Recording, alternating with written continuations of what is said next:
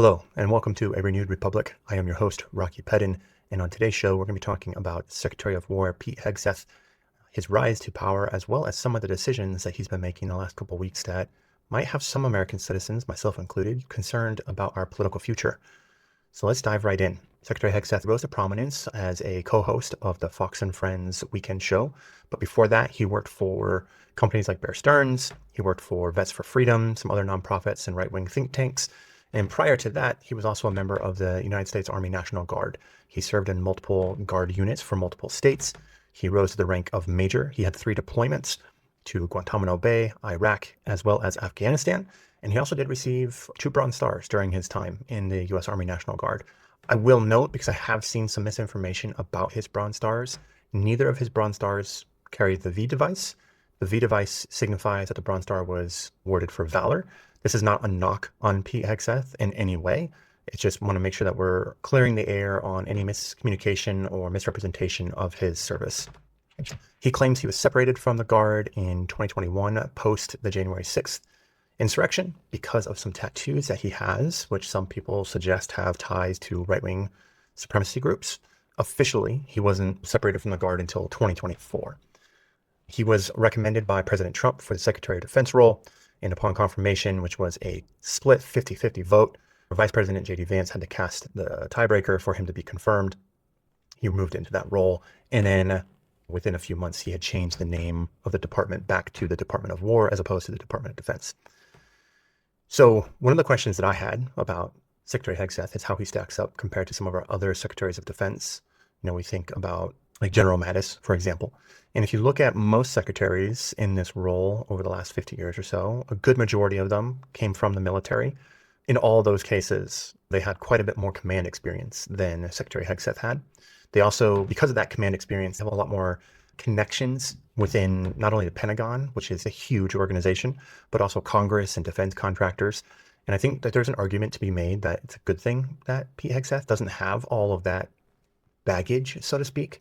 However, something that is really different from most secretaries of defense in the past to Pete Hegseth is that most of them try to really, hone a centrist profile. They don't want to be seen as too far right or too far left. They really want to be down the middle, which is one of the main reasons why most secretaries of defense are confirmed by a wide margin. It's really rare for a cabinet member to not be confirmed by a wide margin. And I believe this is the second time in history. And I don't know if that's specifically for a Secretary of Defense or a cabinet member where the vice president had to cast the tie-breaking vote, but it is a rare occurrence. Pete Hegseth, on the other hand, is very much Trump's man. He is unabashed support for the president. So take that as you will. But let's dive into the last couple of weeks of Pete Hegseth and some opinions that he's dropped, some decisions that he has made. And I'm going to start first with the disbanding of the Defense Advisory Committee on Women. This has been around since 1951. I believe he referred to it as a divisive feminist agenda and claimed that it really undermined the readiness of the military. I strongly disagree with this. This doesn't impact me directly, obviously, but it certainly impacts women who want to serve the United States. That committee had worked to not only get more women involved in the military, but also worked to better their conditions and also retain more women in the military. We don't lose our way of life, our democracy, this constitutional republic in one fell swoop. We lose it through the continued chipping away of our social norms. And that includes things in the military. This committee had been around since 1951. This is almost 75 years of tradition that is being wiped out because it doesn't meet, Secretary Hegseth's specific ethos of what he thinks the military should be. And so to me, that's somewhat dangerous. And that's certainly anytime there's going to be a misrepresentation or a decrease in representation of women in the military, I think that's potentially a bad thing. And especially when we think about, historically, through the 80s and the 90s, there was a lot of misconduct that happened in the military directed towards women that the military had been working hard to address and change. And so I think that this is a mistake on Secretary Hegseth's part. We'll see how it plays out in the impact down the road, but it's worth noting here today. Moving on, we also know that Secretary Hegseth has called all of the top brass from the military branches to Quantico, Virginia this week. This is a really interesting move by the secretary. We don't know for sure what they're going to be talking about or why he did this. It appears that maybe this is more of a photo opportunity that Pete Hegseth wants to take away from it, as opposed to really the necessity of having all those generals and admirals in attendance. And I think there's some reporting that suggests that the United States is spending about $1 billion in bringing these generals out of war zones from across the world, and the admirals, because it's not just them, it's all their aides and their staff. So we're talking about, thousands of people who are going to be flying into Virginia, Quantico. And there's some suggesting that this is going to be like a 30-minute meeting. And if that's the case, then I think that's a huge waste of taxpayer money, especially when we look at this could have been done in an email, right? Or this could have been done with a secure Zoom conference call. There's a lot of ways we could have accomplished that. We'll see what comes of this meeting. There is some concern from the left right now that this is paving the way for Secretary Hegseth to continue to decrease the number of people in higher command positions, especially people who may not be loyal to the president in the way that Secretary Hegseth and the president want them to be. There are some concerns and rumblings that this potentially could be Secretary Hegseth asking for a pledge of loyalty to the president and to this administration, which, if that is the case, that is a very dangerous place to be. And that would be a cause for a 5-alarm fire. Everybody needs to get out in the streets and start protesting and shutting the country down economically to ensure that doesn't happen. If we look back through history, those are moves that fascist regimes take. They consolidate power in a group of smaller people. They consolidate loyalty within the highest ranks of the military, so that when they decide to, if they decide to, use that military in a hostile takeover of the federal government and the Constitution, there's nobody to fight them, nobody to stand in their way. This is definitely worth keeping our eyes on. It is certainly concerning that we are headed down this path potentially, and I would be lying if I said that everything's totally fine and this is normal, because it's not. This is not normal right now, and it's something that as citizens we need to be aware of. However, more concerning and certainly tangentially related are the new press rules that are being rolled out at the Pentagon. This is something when I first read about it, I couldn't believe what I was reading. Essentially what's happening, the new Pentagon press rules are now requiring journalists to pledge not to report certain information, even if that information is unclassified, without prior approval from the Pentagon. So if we think about the First Amendment and the guarantee of the free press, this is in direct violation of that, in my opinion. And if we think about, well, why is this important? It's important for a whole bunch of reasons. Like, let's go back even to September 11th, 2001, obviously huge terrorist attack on the Twin Towers. But the day before, on September 10th, Donald Rumsfeld came out and said the Pentagon couldn't account for $2 trillion in their budget. And that situation has not improved. The Defense Department or the Department of War, whichever, they're the same thing. They, I don't believe, have ever passed an audit. And that should concern you. Again, if you're limiting access and you're restricting what can be reported from the Pentagon, again, this is what I just talked about. This is a consolidation of power by the president and, acting through the Secretary of War, Pete Hegseth. And this is a huge concern.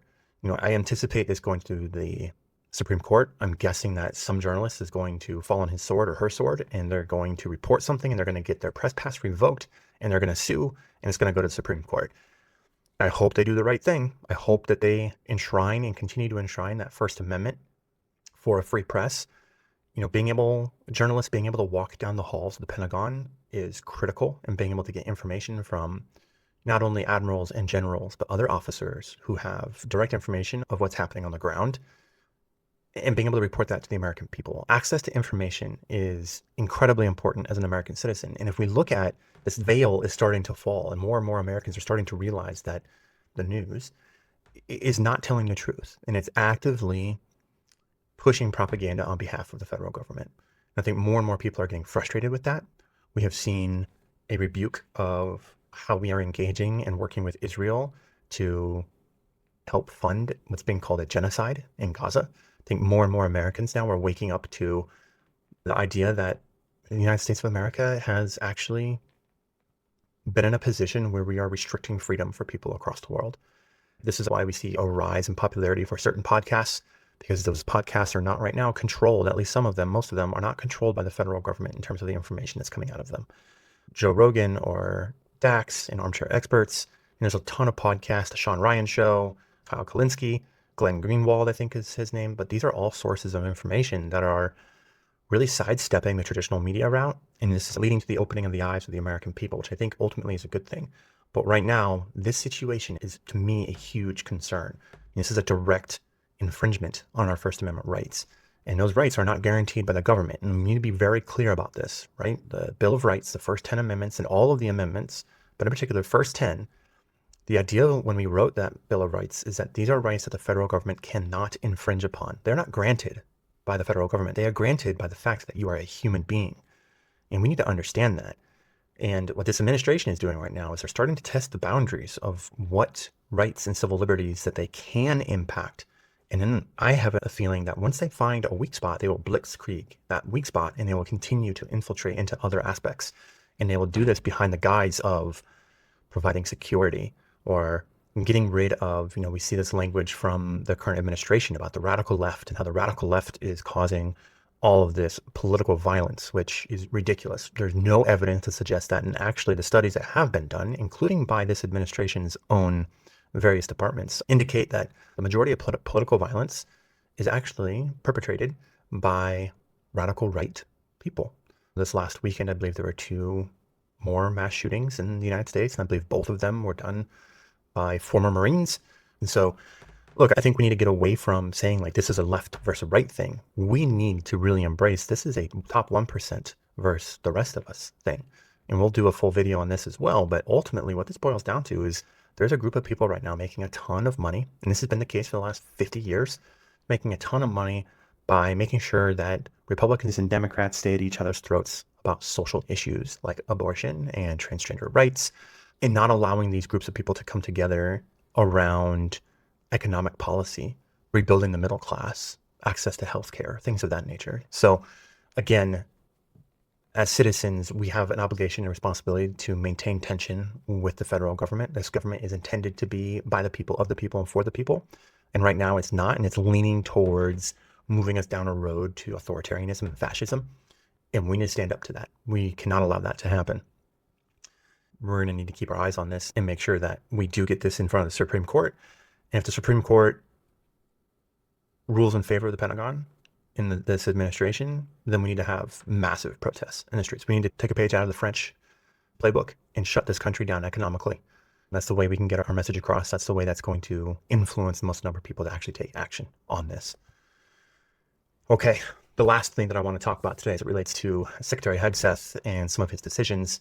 Last week, he did come out and confirm that the medals of honor that were awarded to the 20 soldiers from the Battle of Wounded Knee will, in fact, remain, and they will stay with those soldiers. And he used language like, I took some notes, distinguished recognition, we want to salute their memory, honor their service, and also never forget what they did. And look, you may not be familiar with the Battle of Wounded Knee, so let's do a quick recap on what that was, when it happened, the context of history at the point in time, and let's see what we think about it. So if we rewind to the Indian Wars, the Battle of Wounded Knee is actually pretty well established as the end of the Indian Wars. After that battle, there's really a limited armed resistance from the Native American tribes. The late 1800s, most of the Native American tribes had been moved to reservations. The buffalo herds were pretty much decimated. They were almost entirely wiped out. However, in 1889, there's a movement called the Ghost Dance movement, and this is spreading among the tribes, particularly in the West. It's more of a religious revival. It's the Native Americans engaging in traditional dance and prayer and really leaning into that faith in an effort to see a return of their lands and also of the buffalo and of getting rid of the white settlers. The United States government looked at this as somewhat of an opportunity for rebellion to spur up, and so they can do a last push to silence this and suppress it as much as they possibly can. Fast forward about a year, the Lakota Sioux are in a pretty bad state. If you think we're at the end of the Indian Wars, so that means that most of the fighters from these tribes are either dead or they are not able to continue to fight for whatever reasons. We also know that the American Indian was heavily decimated by smallpox in particular and other diseases that were brought to North America for the first time by the white settlers. So their numbers have been reduced not only through war, but through disease. And so the Lakota Sioux are traveling to, I believe it was Pine Ridge Reservation. They're looking for safety and they want to establish a treaty and sue for peace, even though the United States government had broken many treaties with a bunch of different tribes over the course of the Indian Wars. This group of Lakota, there's about 300 to 350. We don't know the exact numbers, or there is not a true known historical record of exactly how many, but they know it was between 300 and 350 Lakota Sioux, and they were surrounded by the U.S. Cavalry, the 7th Cavalry. And that happened at Wounded Knee Creek in South Dakota. And so the Lakota are in a not great position. So they are on lower ground. The United States Cavalry has taken positions around them entirely. There's about 500 strong in the 7th Cavalry. They have the Hotchkiss mountain gun, which is an artillery piece that shoots a 2-pound projectile that can be either a canister or an explosive.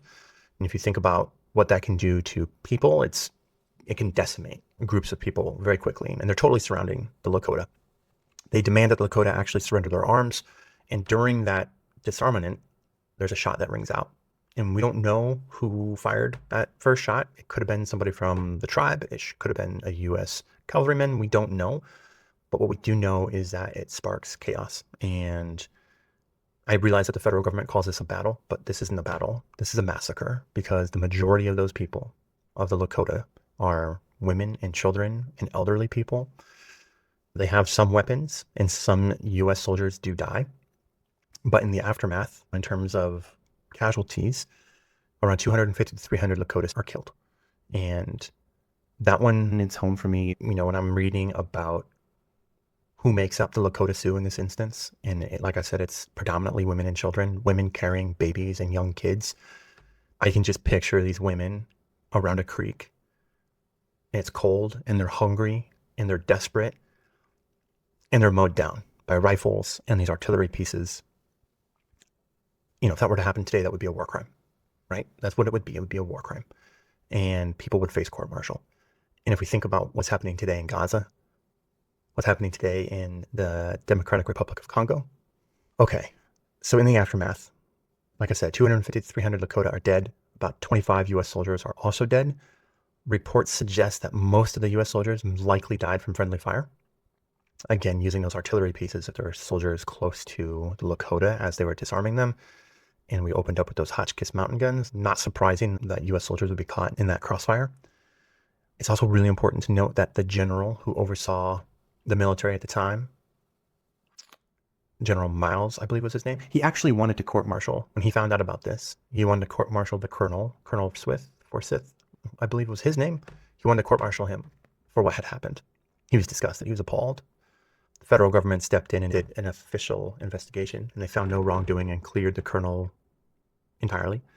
And then they also awarded 20 of these soldiers the Medal of Honor.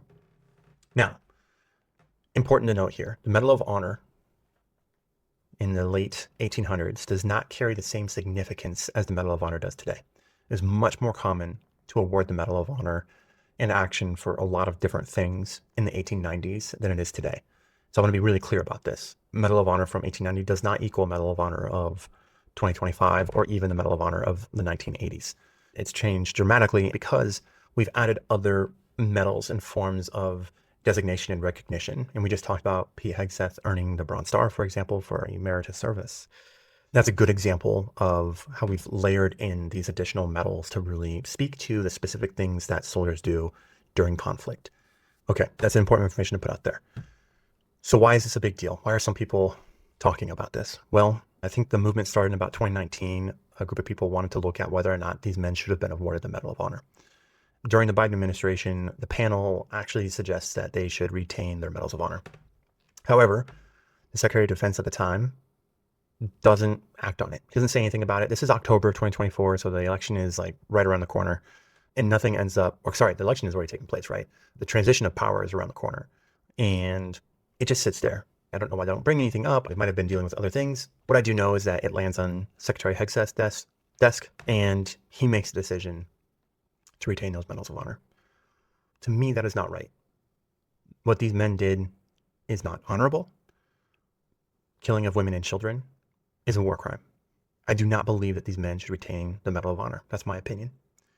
And if you want to look at it through the lens of what the Medal of Honor meant in 1890 or the lens of what the Medal of Honor means in today's terms, I don't think this engagement rises to meet those standards. I certainly don't think it should. If I'm an American citizen and I'm looking at that massacre, I mean, that's what most historians refer to that as. It's not a battle, it's a massacre. And this is, to me, is really concerning because this connects to this obviously is American history. And this is the whitewashing of our American history in another instance, right? And like we've been hearing about Well, I don't want my kids learning about critical race theory from the right for years now. Why not? Why don't you want to hear about critical race theory? Like, what do you mean by that? Do you not want to know? Do you not want your kids to know the actual history of this country? Do you not want your kids to know about things that happened because it might make them uncomfortable? Look, we need to look at this and we need to say, like, the United States is not perfect. And I think the thing that bothers me about this so much is this is an example of the Secretary of War standing up and saying, we honor you. We honor you, men who massacred women and children. We give you distinguished recognition. We will never forget what you did. And you might say, like, Rocky, this doesn't mean it's happened over 100 years ago. You know, who cares? Well, I care. I bet you the Native American tribes care. The American Indians care. But I think more than all of that, what message does this send to current members of the military? It's illegal to follow an illegal order. If an order is given that's illegal, you're supposed to disobey it. And this concerns me. You know, we just talked about the bringing together of all the admirals and generals, the top brass to Quantico. And there is these tangent connections related to the message that Secretary Hegseth is sending when he says we're going to confirm these medals of honor, and also the language he used to describe those men who served and who engaged in this massacre. That is dangerous language. When I think about what I want for my kids in education, I want them to learn the truth about what happened. I want them to recognize that the United States is not perfect.